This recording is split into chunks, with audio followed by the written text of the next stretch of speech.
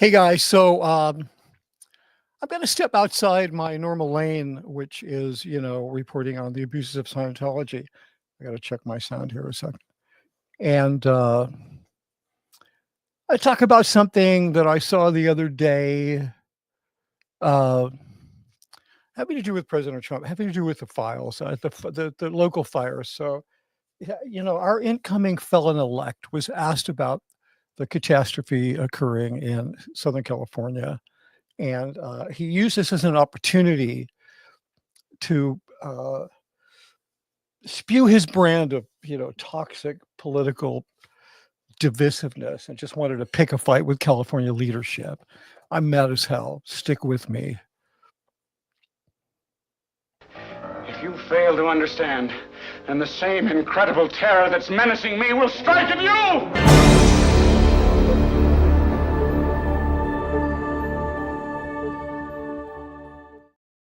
Hey, hello, I'm Mitch Brisker, and welcome to Scientology, The Big Lie. If you're new here, thanks for stopping by. I'm recording this in my home little recording booth, where I'm currently finishing up my audiobook, which seems like it's going to take forever, but I promise it won't. So, yeah, I'm doing the audiobook for my book, Scientology, The Big Lie, How I Made an Evil Cult Look Good, which is available at Amazon and all online booksellers. So then let's take a look at exactly what Trump said that got me so angry. Hold on, let me just find this clip here. For some reason, it kind of disappeared. Here we go.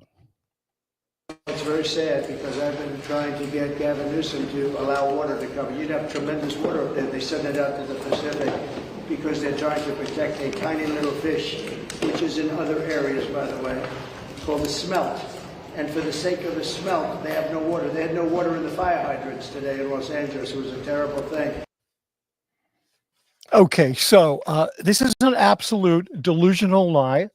As a person who grew up in California, both Northern and Southern California, I've lived in LA since I was like 8 years old, been through all kinds of crazy stuff in terms of natural disasters. But this whole idea that we didn't have water because we were protecting the smelt, this is just the nuttiest kind of lie that you could possibly imagine. So you might be wondering, but hey, Mitch, you're all about exposing Scientology. What's this all about?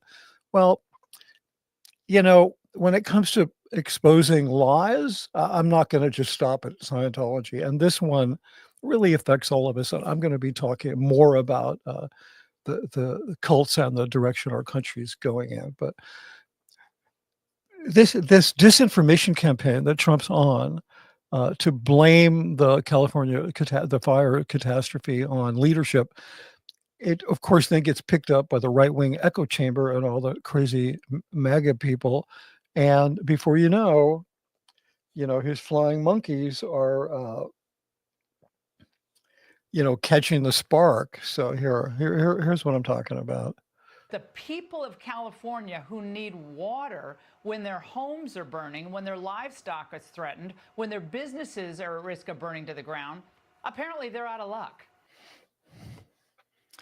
Yeah, I think you get the idea there. So I got a comment here. It says Victor Roberts says in Europe the power lines are buried, so no sparks, no flames, no wildfires. Maybe we need that too. Yeah, that's a good point. We do have a lot of underground resource utilities. There's an area near the Hollywood Lake, the reservoir, where I lived there for a while, and all of the power lines are buried there. And there are a lot of municipalities in Los Angeles that are doing this. But you're absolutely right.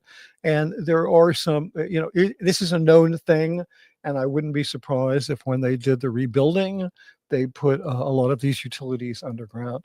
So. Thank you for that comment. So,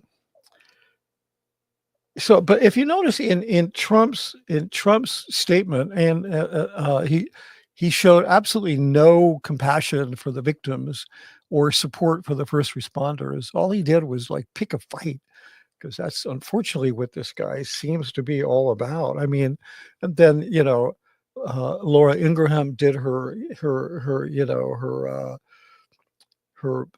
thing where what do you call that? Her I can't think of a good word for it, but she has like this fake compassion, this like virtue signaling about, oh, I care about these poor people. They don't have water for their animals and blah blah blah. This is an absolute lie. So among his many twisted lies in this disinformation campaign is this idea that Gavin Newsom he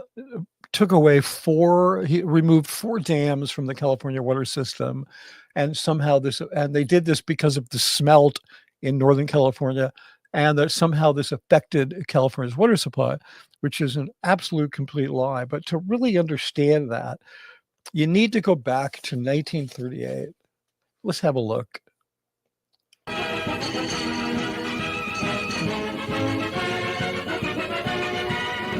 This is the Gaumont British News, presenting the world to the world.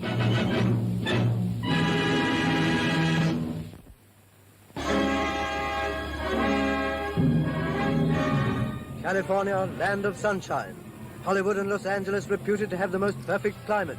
Now a dreary waste of mud and water as a result of record rains and all-pervading flood. 30,000 square miles of land lay beneath...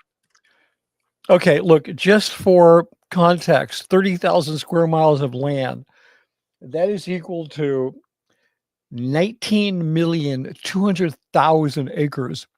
If you want to compare that, let's say, to the fires, which were they're the worst fires in the history of Los Angeles, but not the worst catastrophe. But let's get back to the subject of water. Death and injury came to California, sweeping relentlessly on a flood tide. The damage was estimated at $50 million. Okay, so $50 million in 1938 is worth about over $1 trillion today. Stars who faced death in make-believe before the cameras faced it in reality in this drama produced by the elements.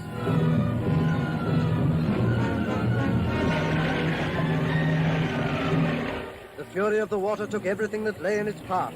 Railway bridges and houses collapse while you sit and watch this super film, directed by the hand of nature.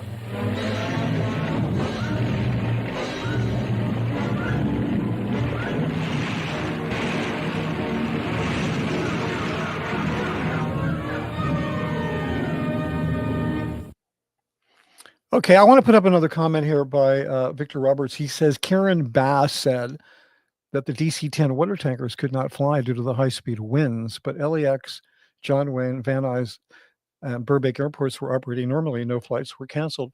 Yeah, except there weren't fires there. No, the point was not that the planes couldn't take off, but they couldn't fly over the fire areas because of the wind. They all would have been just smashed into the ground. So it really didn't matter what airport they took off at. They couldn't fly. They were not able to deliver any kind of a payload at the fire zone. So it's something to think about.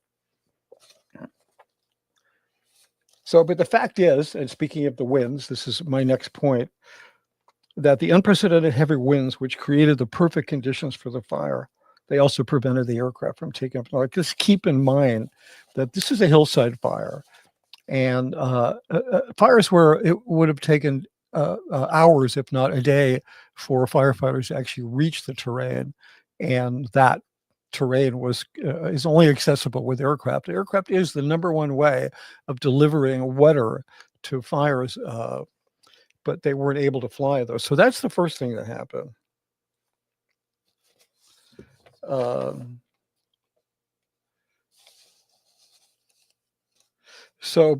now that I played you this video about this great flood that happened in 1938, which a lot of people have really forgotten about, but it was the worst disaster in the history of LA.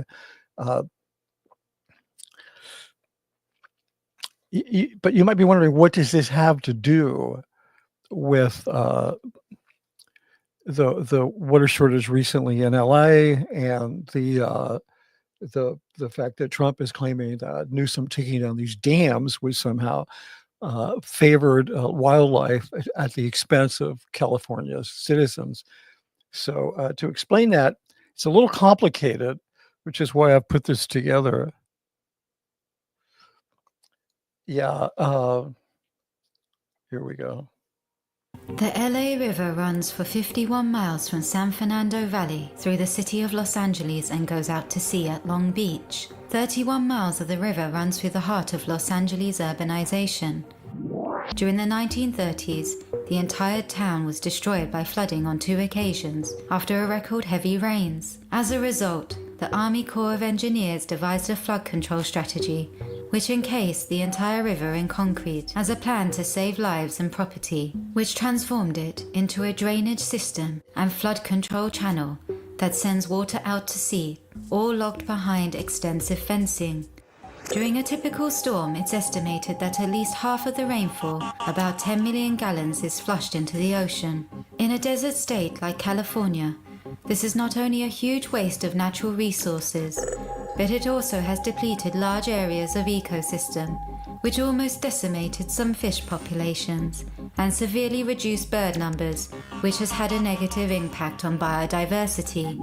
Through time, bridges, riverbanks, freeways, and train tracks have been built along the riverside, obscuring it from sight and engagement with the communities that live around it.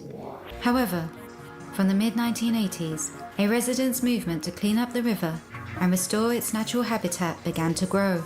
They formed an organization called Friends of the Los Angeles River, and since 1989, £500,000 of trash have been removed. The organization have also helped to build bike paths and turned industrial sites into parks. They have created a 4.8-mile fish habitat using rock clusters, vegetations, and pools on the migration route of the steelhead trout, who are on the brink of extinction, partly due to concretization of the LA River. Friends of the Los Angeles River are fighting to remove concrete and restore the natural habitat. Their goal is to create the Los Angeles Greenway from the mountains to the sea, which would create a 52-mile natural wildlife park. Since the late 1980s, the LA River restoration initiatives have grown into a long-term master plan to revitalize the LA River and 6 of its tributaries, with a prioritization on disadvantaged communities. Their plan is to bring back the habitat and ecosystems on 83 square miles, as well as to preserve and enhance 3,000 acres of planted green space along selective tributaries by planting and nurturing 250,000 trees and creating 8,500 acres of permeable surfaces, which is a natural filtration system to eliminate pollutants from air and waterways.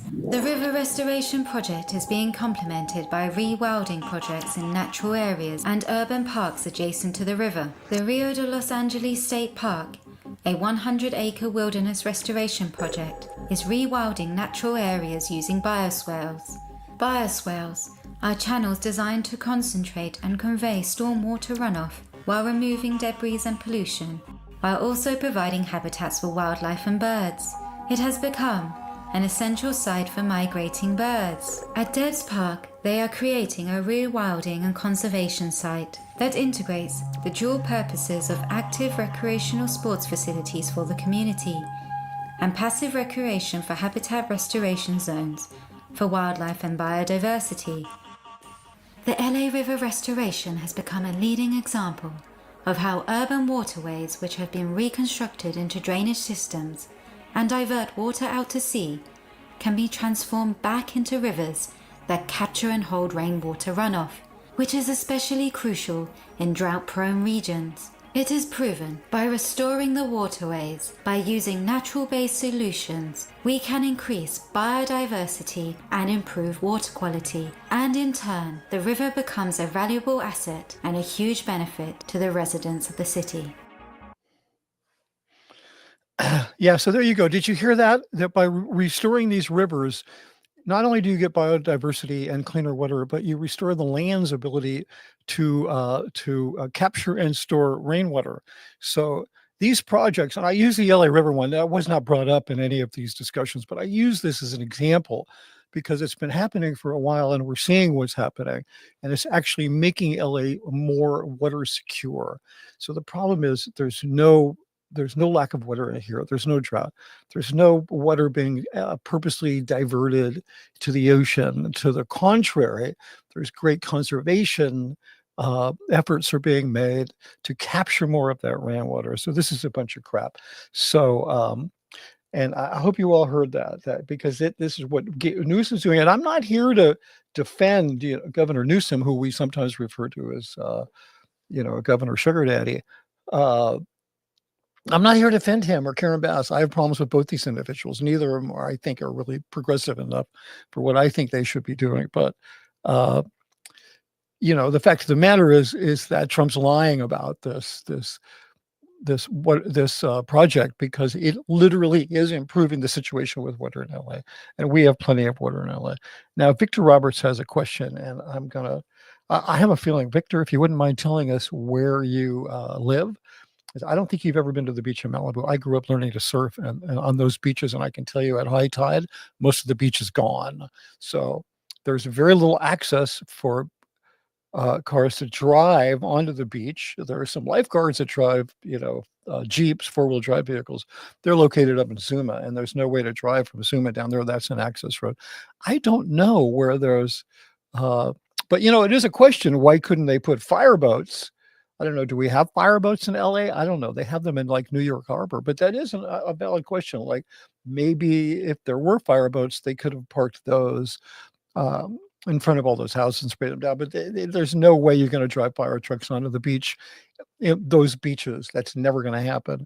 And even if they didn't just sink and get mired down in the sand, I don't think fire trucks, tanker trucks that pump water up, I don't think they're designed for seawater, because I know some of the planes can't handle seawater because of the corrosive aspect of it. So yeah, Grandma Squirrel. Hello, Grandma Squirrel. Thanks for joining us. It says, I have a family member that works for CAL FIRE who was staged on Monday before the fire broke because they knew the Santa Anas were coming. Yeah, absolutely. Everybody knew this was coming and they got set up for it. But now hear this, okay? We are in unprecedented times. The number one takeaway from this fire is we cannot think about natural disasters that are affected by climate change in the same way anymore. We have to think of them at the scale of this fire and of recent storms and other disasters across the country, because we're literally in a new era. And so this fire kind of represents us making that tipping point from one way of looking at fires to another. Sure, they staged people, they were prepared, but there's a lot of things that they didn't count on happening. They didn't count on fighting 4 fires at the same time. They didn't count on the winds preventing the aircraft from flying at all. Regardless of where they may have been able to take off from, they couldn't fly over the fire. But this is all yet to be investigated. But the main point that I want to make here, and we can talk about, the possible causes or whatever, but this whole idea that Gavin Newsom or whoever, it doesn't matter.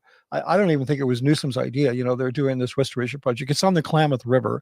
And yes, it's bringing back all kinds of wildlife and so forth, but it's also restoring the land's ability to capture and store rainwater, which greatly helps all of us, not to mention it helps our quality of life.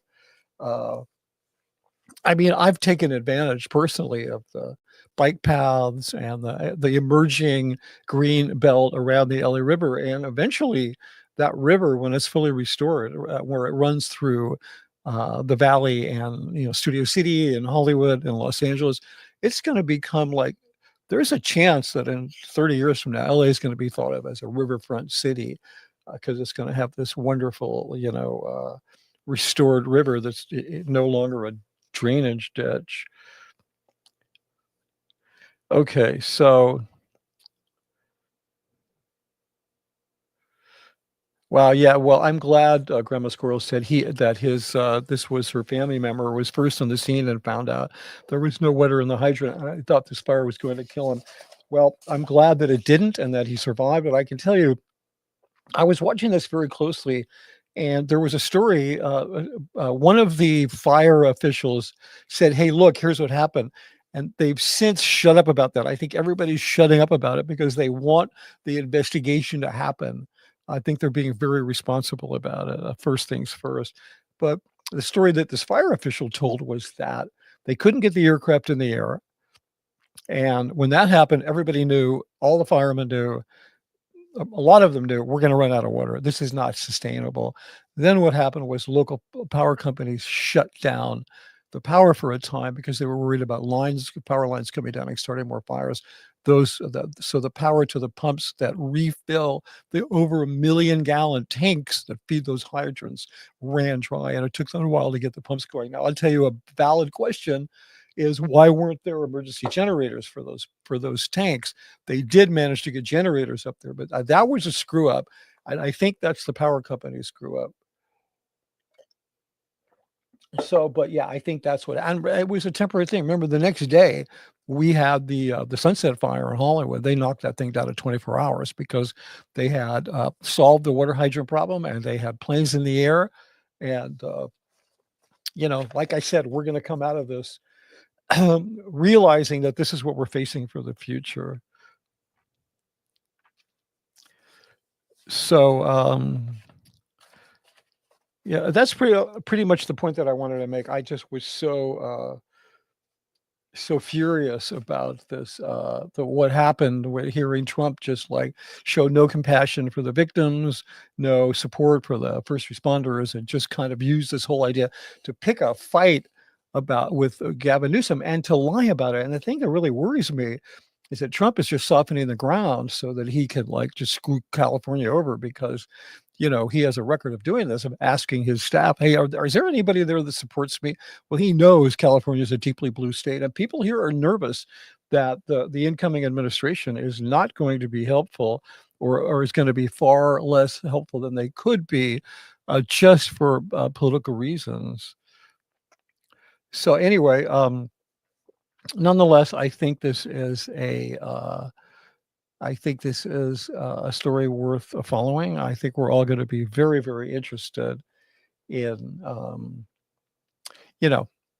in what happens with this investigation. I do have to say, just my own personal opinion, I think we need a mayor right now who's able to put people's feelings at ease, and I think Kara Bass is doing it, regardless of her ability to administrate or not, or governor or not. I'll be a lead LA or not. She just doesn't make me feel like, oh yeah, there's somebody there who really gives a crap. So yeah, I definitely have my criticisms of her. So anyway, that's pretty much it. If anybody has any questions, I'll stick around for a minute. Other than that, we're going to wrap this up. I'll be back later. I'm going to read another chapter from my book, Scientology: The Big Lie.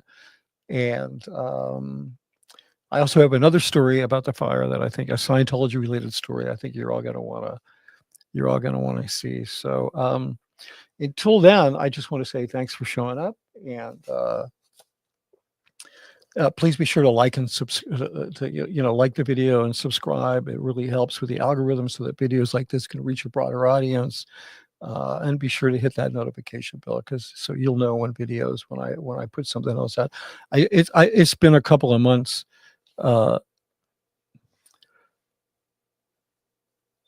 Yeah, so it's been a couple of, I haven't been very active, but I'm definitely going to be back, and I'm going to be doing a lot more stuff on different related subjects. So really appreciate it. Let's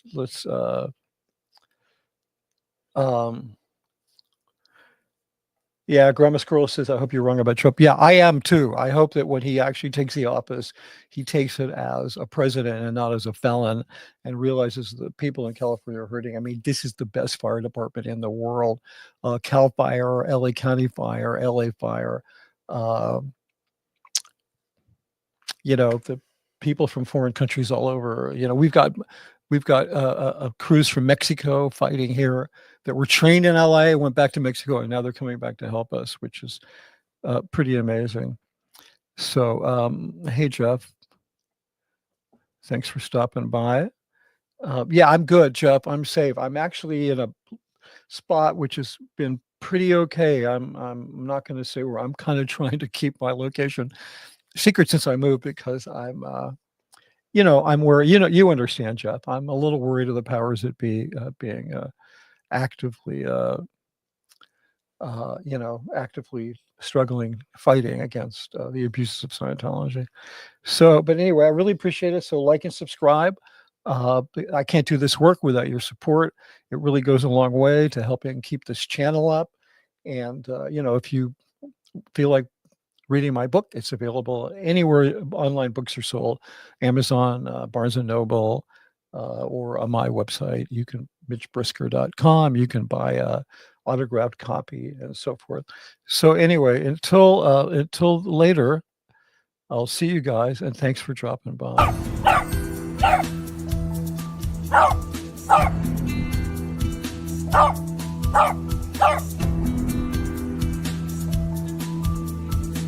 Oh!